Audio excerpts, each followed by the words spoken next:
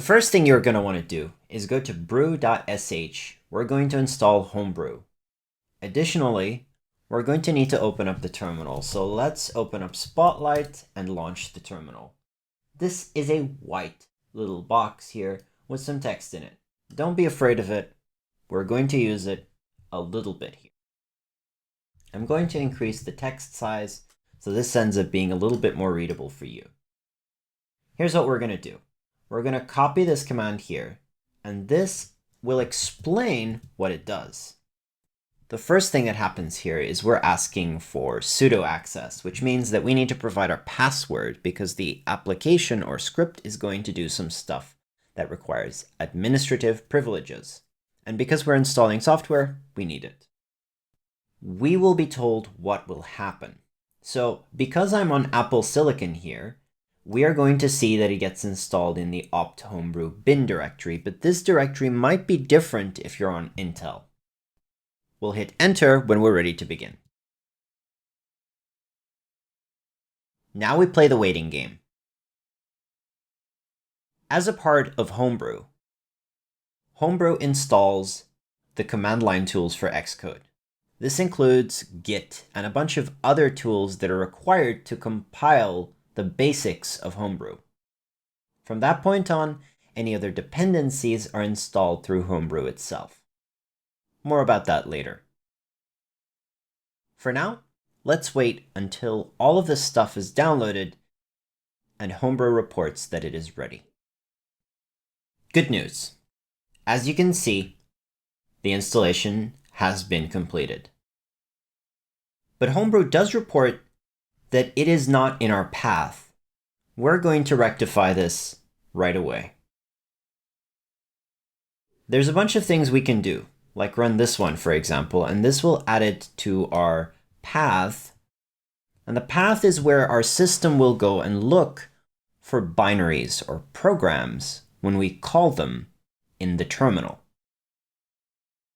So if we call brew now, it won't work. That's why we need to add it to the path. Once the folder which contains the Homebrew binary is added to the path, there won't be any issues, and we can just invoke brew. However, this instruction adds to the Z profile. I recommend editing the ZSH profile file instead. In fact, let's just follow the instructions on PHP Monitor's repository.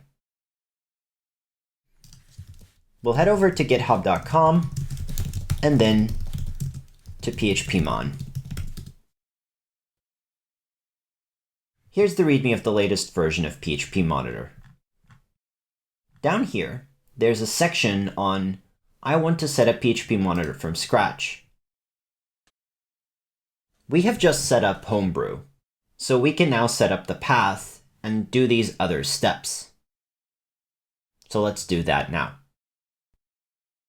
We're going to use nano to edit a configuration file that we are going to use to set up our path. In my case, it's empty, but if you use some sort of utility or have some dot files pre-configured, it's quite possible that your file is not blank. In that case, you want to add these usually at the top of the file. The first thing we're going to do is we're going to add our user local bin to the path. That's this line. Then we'll make sure that for our future Composer installation, any of its binaries are also accessible by us. Those will end up installed in the user directory and under the .composer vendor directory. And then finally, if we're on Apple Silicon, we need to add this third line, which ensures that the Apple Silicon-based binaries for Homebrew are also linked. We'll hit Ctrl-O to write out these files, changes, and then we'll hit Ctrl-X to close this. It's imperative that we open a new shell, so I'm going to hit Command-T to open a new one, and close the old one. This should now understand when we type brew. And sure enough, it does. Now we can move on to the next instruction, this one. We'll copy brew install PHP Composer, and we're going to run it. This will install our dependencies, PHP and Composer. This will install the latest version of PHP. Don't worry about that. If we want an older version of PHP to switch to, we'll install those as well. But we'll do that a little bit later. For now, let's wait until all of this is done. Here we are. If we run which PHP, we should now see that PHP has been installed, and if we run php-v, we should see that we're running the latest version, in this case 8.1. That's good.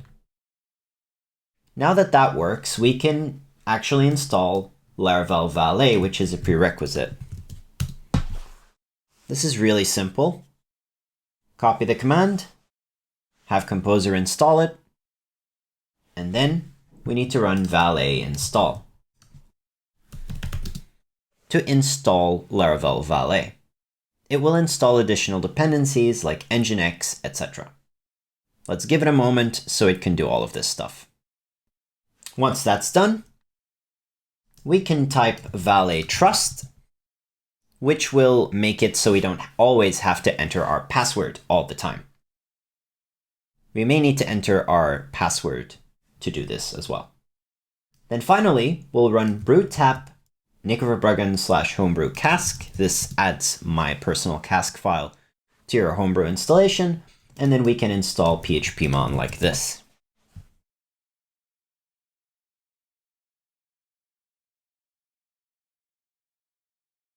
Give it a moment, and once that is done, the app will end up in your applications directory. As you can see, PHP Monitor is now successfully installed, and if we go to applications, we can now launch it. There we are. We may want to grant notification access, and the first time you launch it, you may need to hit open in that little prompt that shows up for the first time. If we open up the menu, you can see right away that all of our services are up and running, and we are on PHP 8.1. But what if I wanted multiple versions of PHP to switch to? How do I get those installed? Great question. Let's take a look at that next. The easiest way to get these new PHP versions installed is to just use valet in the command line. So if we click on PHP Monitor right now, you'll see that we only have version 8.1. So to install newer or other versions, we can just do valet use 8.0, like that. Once that's done, you'll see that PHP Monitor hasn't actually updated any of its information, except that the PHP process here seems to be off. That's because we need to quit PHP Monitor and start it up again once a new version of PHP is installed. It only scans the system's PHP versions at boot. Finally, to switch between these versions, you can just use the switcher here at the top. If you install a different version of PHP using valet's use command, it will switch to that version, so you may wish to use PHP Monitor to switch back to the other version that you were intending to use anyway. Let's say I'm trying to install version 7.4 of PHP, so I'm going to type valet use 7.4. As a result, it will install that dependency through Homebrew, and then I will need to quit PHP Monitor and restart it. After this, I will need to switch back to PHP 8.1, assuming I still want to be on version 8.1 right now.